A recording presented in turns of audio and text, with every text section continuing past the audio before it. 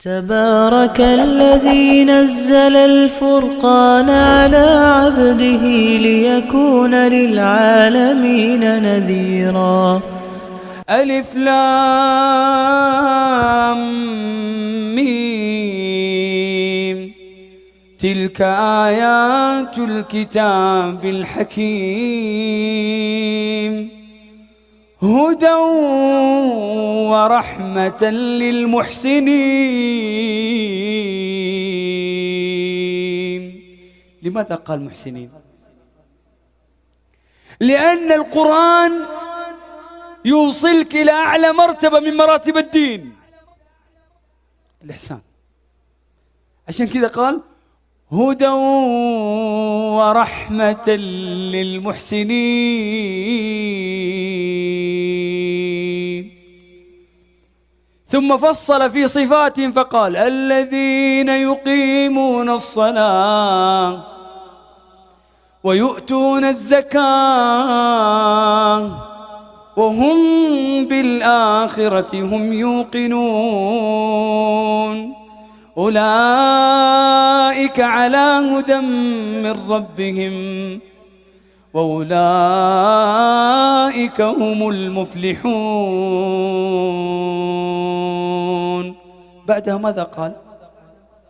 ومن الناس من يشتري لهو الحديث، ترك القرآن وأقبل على الغناء.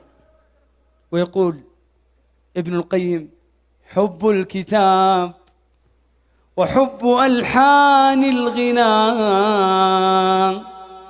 في قلب عبد ليس يجتمعان. الآن بسألك سؤال، لو جاء واحد ويعطاك شريط سي دي قال هذا شريط سي دي منوعات فيه أغاني وفيه قرآن، تقبله؟ ما تقبله. طب قلبك، بعض الناس قاعد يدخل أغاني وقاعد يدخل قرآن، كيف تقبل تدخل أغاني في قلبك؟ طيب ما هو مصير من ترك القرآن وأقبل على لهو الحديث، الأغاني وغيره من الملهيات؟ ومن الناس من يشتري لهو الحديث ليضل عن سبيل الله بغير علم ويتخذها هزوا، أولئك لهم عذاب مهين. وإذا تتلى عليه آياتنا ولى مستكبرا كأن لم يسمعها فبشره بعذاب أليم.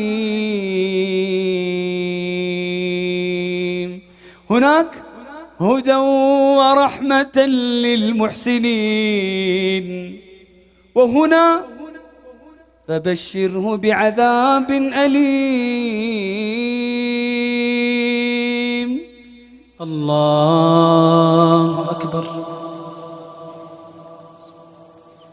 تبارك الذي نزل الفرقان على عبده ليكون للعالمين نذيرا.